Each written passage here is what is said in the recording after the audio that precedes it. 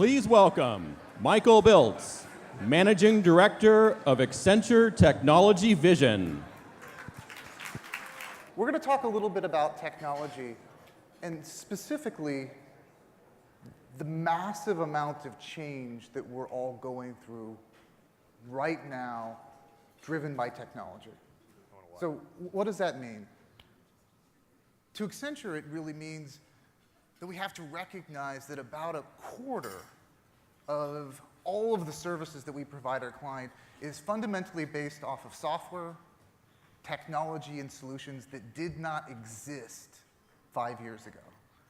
And for our clients, it's the recognition that technology continues to be the catalyst that not only drives change and opportunity in their business, but is really a fundamental threat to their business.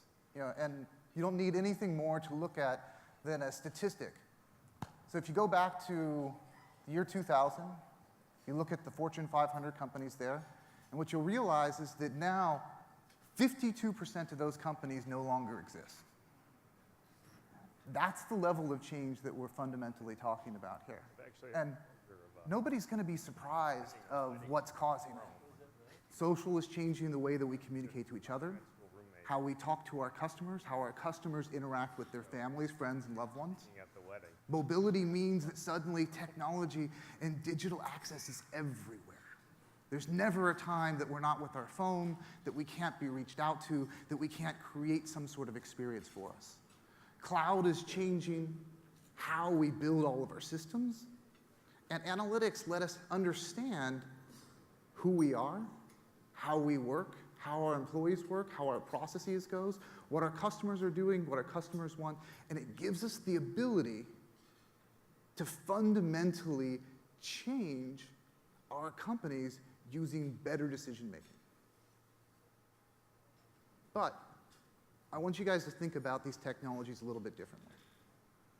Individually, each of these things represents an opportunity, a way to better yourself, create a new service, or even to change how you're doing something, do it a little more efficiently. But if you really take that one step back, what you realize is that in aggregate altogether, they represent a fundamental shift in what is possible today. And that's what companies are dealing with.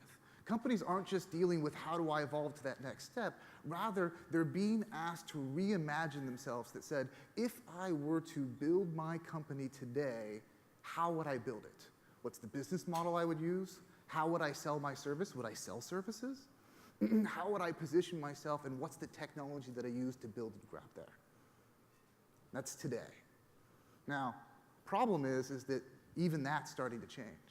Is that this push for companies to go digital, to essentially become digital businesses, that's what we're seeing now. Companies ingesting all of these new technologies, figuring out how they can start to use technology as a catalyst to drive themselves. But when you start to look 3 to 5 years, a little bit further out into the future, what we see is that it's not individual businesses anymore. Rather, it's the recognition that every business, in every industry, in every country is all going through this change at the same time. And as they're becoming digital and they're becoming fueled by technology, what's happening is that we're just now starting to create this hyper-connected world where businesses are all connected to each other. They're connected to their consumers in ways that we've never seen before. And now, as the Internet of Things is suddenly becoming bigger and bigger, is that you're starting to connect to every object. And out of this, we're just now starting to see the first inkling of these new digital ecosystems that are starting to arise. You see it within the healthcare space. Is that suddenly it's not just about how a hospital becomes digital, rather it's the how do I attack health by combining hospitals with pharmaceuticals, with your Fitbit that's sitting on your arm. How do I look at it in a broader scale? How do I start taking cities and looking beyond how I run my government websites and think about how do I manage traffic? How do I manage power? How do I use smart building? How do I use intelligent ways to design my cities to allow it to grow as my population and as my businesses change? And it's these ecosystems that we believe become the next wave of opportunities and the next wave of disruptions that every company is going to start to have to deal with. Now, the opportunity there is big. I mean, if you think about it, you take something like healthcare that says, if I can actually take health as a problem and really start to make differences, it's huge. But the downside, and maybe it's not even a downside, but it's the recognition that what you're now talking about is you're talking about fundamentally changing the ecosystem you work in. You're getting involved with new partners, and whether they're your consumers, startups, developers, other companies, in order to do new things.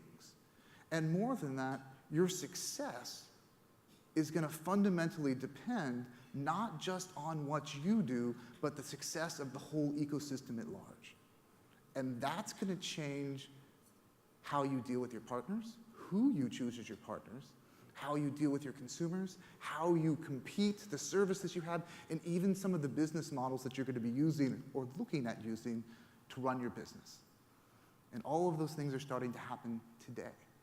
But it's that interrelationship that we think is kind of this big aha moment for companies to start to realize that says, it's now time for them to stop looking internally that says, how does big data change the way I work my company?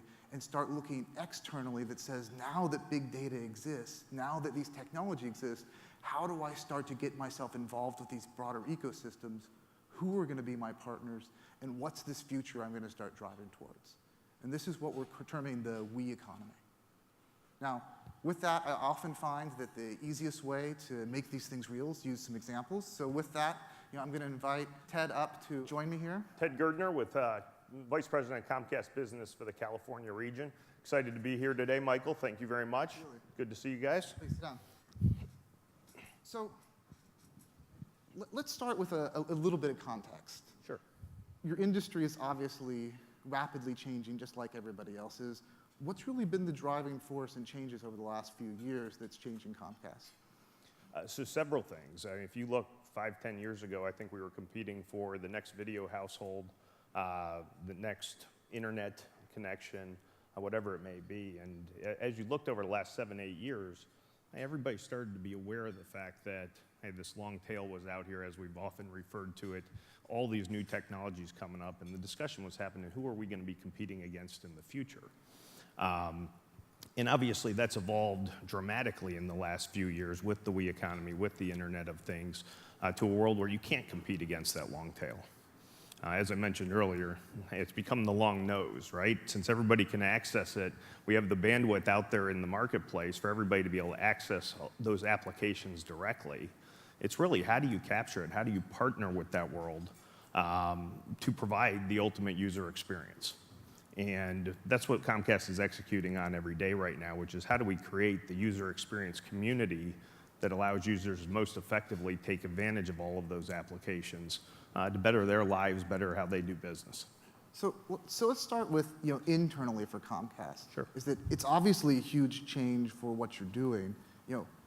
What's the change internally? What are you doing differently? How do you view yourself differently? Now that you're moving in these directions. So I believe in the technology vision that you've put together for Accenture and for all of us. Thank you. You've talked about the platform, and really it's changed to taking a look at that user, what that user wants to consume, the experience, the day-to-day life that the user at the home or at the business wants to experience, and how do we tie that into our platform, which is the X1 home entertainment platform, tied with Xfinity Home Security and Control as well. And how do we bring individuals into that application, onto that platform? How do we bring businesses that are growing onto that platform to provide the latest and greatest in user experience to the marketplace? And ultimately, how power Give us an lasts. example. So right now, just a couple weeks ago at the cable show out in Chicago, we actually announced quite a few partnerships that are going to be part of that platform. So imagine a world of next year where you're driving home in your car, and with our partnership with Automatic, you have data analytics that are coming from that car back into the X1 platform, and ultimately telling your home and telling the Nest thermostat that you're 10 minutes away from home, so it sets the temperature where you want it to be when you get to the house. telling the August smart lock system when you're pulling around the last corner to unlock the doors so you're able to get into the house. And ultimately talking to the Lutron lighting system and making sure the lights are set appropriately for how you want to come into the house. So you can't do it alone. Obviously, we're not going to be out there building every one of those applications. To the point on the We economy, it takes an army. And it's about creating a platform that brings user experience together on any device application that they want to use or consume those relationships through and that experience through to provide them what they're looking for in day-to-day life.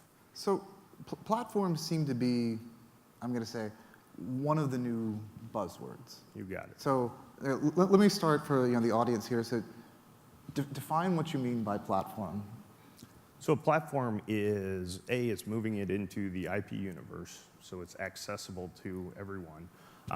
One of the other announcements we just made that's critical to this is it's no longer about just a proprietary product where you're developing new solutions. One of the things we announced was that we're creating a software integration kit that's going to be available to partners or potential partners so they can build on that platform. So it's basically creating a community that's no longer just about, hey, what can we do? Hey, but how can we harness the power of all technology company, all technology growth to support the end user experience? So in the example that you used, you're essentially describing a platform for the connected home, I think, That's correct. In that particular example. So what does that mean for you? Is that you've suddenly almost become an ecosystem builder? Is that you're trying to, how do you start to interact with other folks? How do you get other companies involved, developers involved, so that it actually really kind of hits and starts up? Great question. If you take a look at, once again, the history, it was all, how do we get more speed? And certainly we still do that as a matter of course, part of the day-to-day focus of the business for many reasons. All of these new connected applications, interconnections in businesses, and every business taking advantage of the Internet of Things and these partnerships is driving that need for more speed, the need for better applications, so on and so forth. But the focus on the ecosystem is, to some extent, a matter of survival, which is, and I think, you don't like to say it that way, but ultimately, there is an environment out there now where folks can go get it their own. They would prefer not to piecemeal it together, but if we don't deliver it to them and provide that user experience, hey, they will find ways to do it, or others will come find ways to do it. So I think you say in your research, user experience is job one right now. And we wake up every day going, hey, what do we need to do? Who do we need to talk to? Bringing customers in for focus groups, so on and so forth. What can we do to change their lives? And do the stuff that they're already doing today, but make it easier. And that applies both to the home situation, as well as with government, medical, education, and pretty much every vertical industry out there. So talk about one or two of the verticals, because one of the things that we see pretty often is that as people start to rethink what they're doing, is that they end up in places they never expected. You got it. So walk through a little bit of one of the verticals that you guys didn't expect to, and kind of what the role you're playing in there is. Yeah, that sounds great, Michael. So as I said, we're focused internally on the ecosystem for the home, basically all of us out there in the market as we consume services. The other area that we spend a lot of time thinking right now related to this topic is just building out infrastructure. And we're doing 1,000+ simultaneous construction jobs in Northern California right now, and it's all based on demand in the marketplace.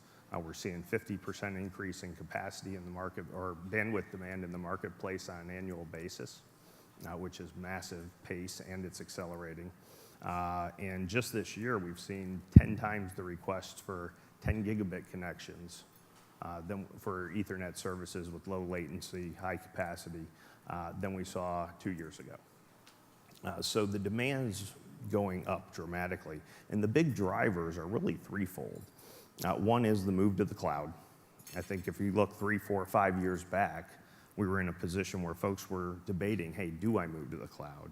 Now we're in a position where they're going, hey, in what priority do I move all my internal applications to the cloud? Because if I don't, I can't keep up with this pace of innovation that's out there in the marketplace.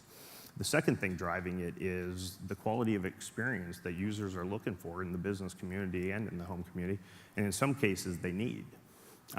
So we talk about a couple of applications. One, telepresence in the hospitals, where, hey, maybe I don't have the best heart surgeon in my local hospital, or he's on vacation this week, but with HD video streaming applications, we can bring in a heart surgeon from Baltimore and have them plug in, view the surgery, see what's going on, provide advice, so on and so forth. But you need incredibly high quality video to do that. So just the move to HD and the eventual move to the 4G TVs and things along those lines are driving tremendously high use of bandwidth.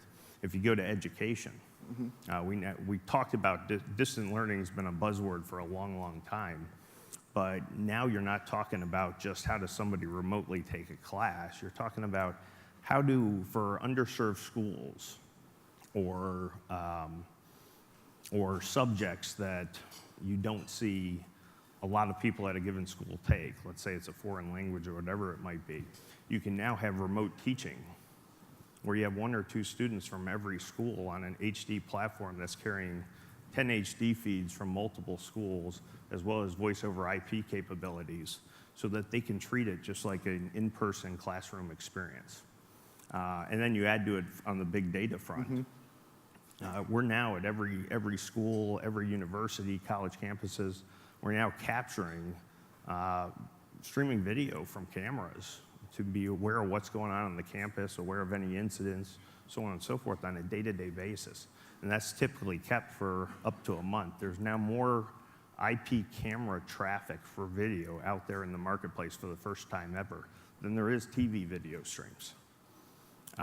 So if you think about that, the amount of data you have to be able to store and handle is off the charts. So you've painted the, I'm going to say, the rosy picture. You got it. What we learned. Talk to me a little bit about the challenges. It seems that bandwidth, people are always demanding more. There's lots of push from startups, et cetera, to try a lot of these internet things. What are the roadblocks? What are the things that are keeping the Kaisers of the world from pushing into these things, from our school systems and our government from diving headlong? Fascinating question. I think hit that on 2 fronts. From an ecosystem standpoint, with all these companies, Comcast included, looking at how do we provide an ecosystem for our end users in both the business and residential space, there's a lot of things to consider. Everybody has spent and invested within our businesses tremendous amounts of money over the last several decades in how do we secure our network? How do we secure customer data and maintain privacy? How do we provide transparency out to the marketplace? If you look at the new environment and you think about back to a connected home application, our partnership with Skybell integrated doorbells. Hey, now you're going to be in a position where if somebody rings the doorbell, it automatically keys a video camera to be able to video what's going on the front porch. And when you do that, though, now you're thinking about 11 partners or 15 partners in this ecosystem, and how do I maintain security of that customer or that end user's video feed, of the information I gather from those customers? How do I have the permission to share enough of that information to be able to drive excellent applications for the home or business, but at the same token, protect that data in a way that we're A, required to, and B, is the right thing to do out there in the marketplace. And then the third element that's challenging is this big data application, which is, if you look at the market right now, just at Comcast, we're transacting over a billion interactions a day, just with how people consume video, how people consume home security, how they do their user interactions with their thermostats and the other devices they can control. And how do you process that data? How do you transmit that data to be able to analyze it and feed back and provide a better customer experience? So let me ask something, and maybe this is I'm going to say mildly controversial, but says, you touched on both privacy and security. Sure.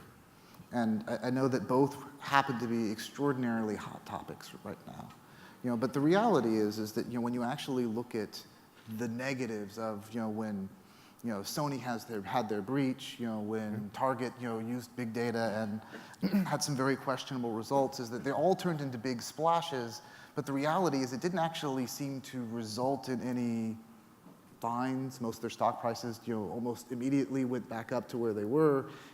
How big of an impediment is that? How real, are some of these risks that you're looking at as you dive into these new areas? I think it's a great question, and I don't know all the answers on this topic, of course. But I think it's a very real impediment because ultimately it comes down to trust. And there's going to be multiple providers out there, cable industry, telecom industry, web presences, so on and so forth, that are going to be offering services to manage user experience going forward. And it's really going to be the companies that deliver that trust constantly, maintain it. I think your research actually indicates that hey, if customers even see you sharing their data and using it for other purposes, the level of trust literally drops in half almost on the first instant.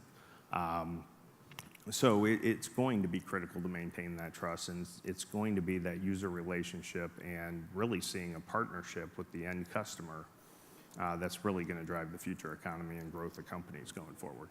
So we've got about a minute left, so let me ask one last question, and I think that's with technology changing so quickly, so rapidly, what's the role of government and regulation as you're very boldly pushing into uncharted territories? How does the relationship with the government fit in? How does the relationship with the public work? Great question, and I think you're setting me up here. And I think relative to the mission of the Bay Area Council as well, which is how do we provide a great infrastructure within the Bay Area? How do we provide a great infrastructure within California that supports the mission we're all out there to accomplish, which is continuing to have this as the technology hub of the universe, and we hope, and making sure that continues to thrive. And I think what we all need to look at is how do we collectively work together to make sure we're getting infrastructure everywhere where it belongs. We literally are building nonstop right now to be able to take care of the needs of businesses, government, education, K through 12 in the marketplace. There's not enough contractor resources to go around. How do we make it easier from a permitting standpoint, from a opening right-of-way standpoint, working with local governments to really make this fly and continue to make California the best place in the world to do business. Absolutely. Well, thank you so much. I appreciate it. Thank you, Michael. And then I'll throw in one plug. If you guys want more information about the We economy or this discussion or anything else, please go to Accenture.com Technology Vision, and we've got a lengthy 100-page report that most of you won't read, but you can hand it to somebody below you who will. But thanks, everybody. Thank you, Michael.